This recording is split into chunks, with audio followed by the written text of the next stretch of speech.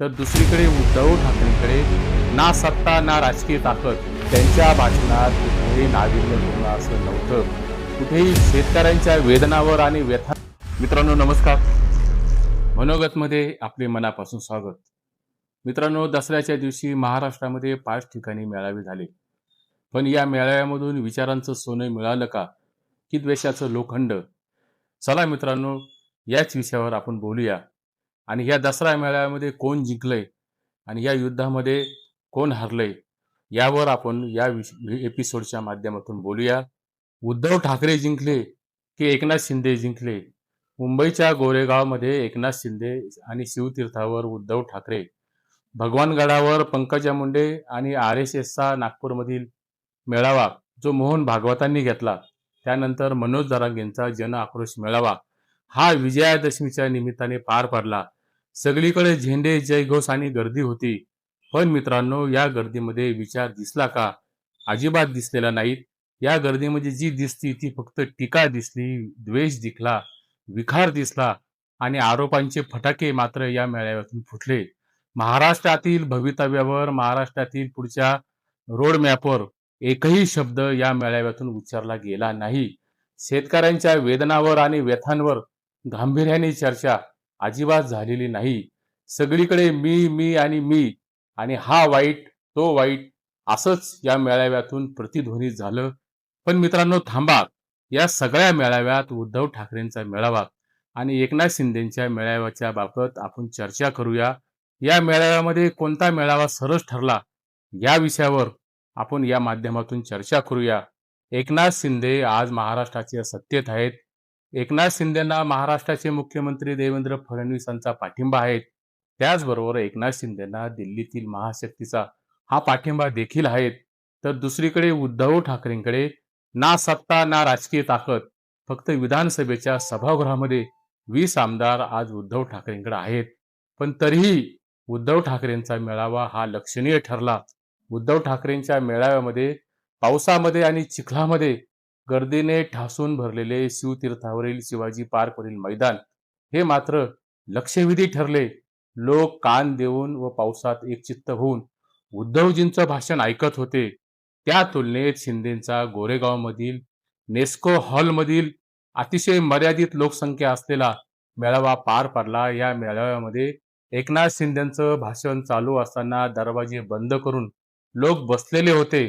त्यांना बाहेर जाण्याची मुभा या हॉलमधून अजिबात नव्हती. या दोन्ही मेळाव्यामध्ये, विशेषतः शिंदेच्या मेळाव्यामध्ये कुठेही भावना नव्हत्या, कुठेही लोकांचा सुसंवाद नव्हता, संवाद नव्हता. जो दिसला तो मात्र विसंवाद हा एकनाथ शिंदेच्या नेस्को हॉलमधील मेळाव्यात दिसला. उद्धव ठाकरेंनी आपल्या भाषणात शेतकऱ्यांच्या जखमेवर थेट बोट ठेवलं. ओल्या दुष्काळाचं संकट महाराष्ट्रामध्ये घोंघावतंय. 60 लाख हेक्टर क्षेत्रावर आज महाराष्ट्रामध्ये शेतीचं नुकसान झालंय. यावर उद्धव ठाकरेंनी फडणवीस सरकारला धारेवर धरत सरकारची अक्षरशः लक्तरे बाहेर काढली. त्याच वेळी एकनाथ शिंदे सत्तेत असून देखील त्यांच्या भाषणात कुठलंही नाविन्यपूर्ण असं नव्हतं. कुठेही दिशा ही महाराष्ट्राच्या बाबतीत नव्हती. अमित शहा आणि फडणवीसांच्या स्तुतिगाथा आणि अमित शहा आणि मोदींचे पोवाडे गाण्यामध्ये हे एकनाथ शिंदेचं भाषण आपल्याला दिसलं असेल. परंतु शेतकऱ्यांच्या मदतीबाबत ठोस असं काही हे एकनाथ शिंदे बोलले नाहीत. दुसऱ्या बाजूला रामदास कदमांना आपण त्या मेळाव्यामध्ये भाषण करत असताना आपण सत्तेमध्ये सहभागी आहोत याचं देखील भान हे कदमांना राहिलेलं नाहीये. हे तेच रामदास कदम आहेत ज्यांचा मुलगा हा महाराष्ट्राच्या मंत्रिमंडळामध्ये गृहराज्यमंत्री आहेत.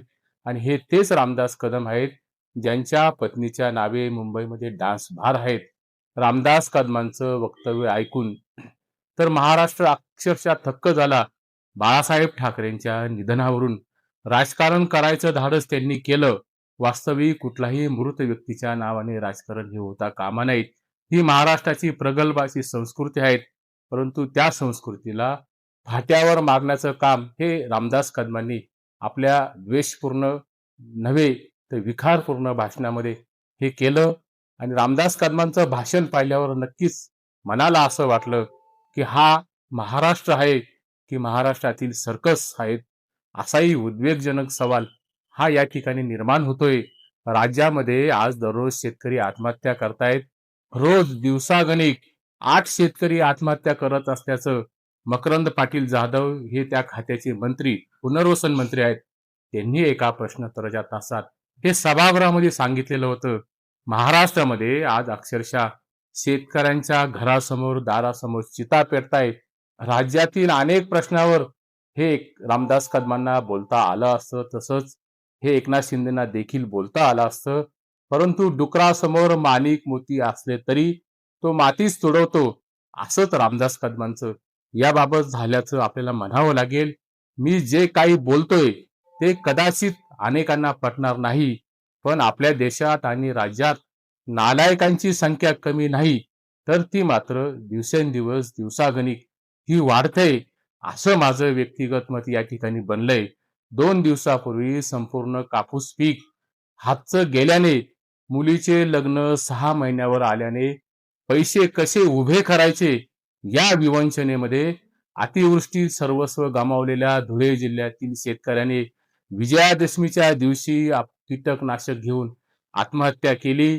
नांदेड जिल्ह्यातही 4 शेतकऱ्यांनी गळफास घेऊन आत्महत्या केल्या. मी माझ्या परवाच्या व्हिडिओमध्ये म्हटलं होतं, शेतकऱ्यांना तात्काळ भरीव अशी मदत दिली नाही तर महाराष्ट्रामध्ये पुन्हा एकदा आत्महत्येचं सत्र सुरू होईल. महाराष्ट्राची भूमी ही स्मशानभूमी होईल. महाराष्ट्र हा मसणवटीकडे गेल्याशिवाय राहणार नाही. आणि तेच दुर्दैवाने महाराष्ट्रामध्ये आज घडताना दिसतंय. एकनाथ शिंदे आज सत्तेत आहेत. महाशक्ती त्यांच्या पाठीशी उभी असताना दिल्लीतून मोदी शहांकडून किती मदत आणणार, किती निधी आणणार याबद्दल एकनाथ शिंदे काही मेळाव्यामध्ये ठोस बोलले नाहीत. फक्त मी जनतेच्या मनातील डेडिकेटेड कॉमन मॅन हीच कॅसेट एकनाथ शिंदेने वारंवार वाजवली. शेतकऱ्यांच्या ऊस बिलात कपात करून शेतकऱ्यांना मदत द्यावी लागते. याचा अर्थ सरळ आहे, शेतकऱ्यांना मदत करण्यासाठी शेतकऱ्यांचे खिसे राज्य सरकार जर कापणार असेल तर राज्य सरकारला, विशेषतः फडणवीस सरकारला भिकेचे डोहाळे या ठिकाणी लागले. थोडक्यात काय तर राज्यातील शेतकऱ्यांच्या दारात चिता जळत आहेत. हजारो कुटुंब उद्ध्वस्त झाले. मग दसरा मेळाव्यातून राज्यातील जनतेला नक्की काय मिळाले? दसऱ्याच्या आदल्या दिवशी पडळकरांचा मेळावा हा बिरोबाच्या पटांगणात झाला. देवाच्या दारात सुद्धा चांगली भाषा ही पडळकरांना वापरता आली असती, परंतु दुर्दैवाने पडळकरांनी तेच द्वेषाचे मळे फुलवण्याचं काम केलं. पण पडळकरांच्या म्हणजे गाढवाच्या गळ्यात घंटा कोण बांधणार? अतिवृष्टीमुळे शेतीचे अर्थकारण महाराष्ट्रामध्ये पुरते बिघडून गेले. संवेदना बोथट व जाणीवा मृतवत झालेला एकनाथ शिंदे व पडळकरांचा दसरा मेळावा महाराष्ट्रातील 14 कोटी जनतेने पाहिला. बाधित व देशोधडीला लागलेल्या शेतकऱ्यांची जखम आज महाराष्ट्रामध्ये खूप खोलवर गेली आहे. ती खोलवर गेली असताना महाराष्ट्रातील जनतेचा आक्रोश हा सरकारच्या कानी गेला पाहिजे.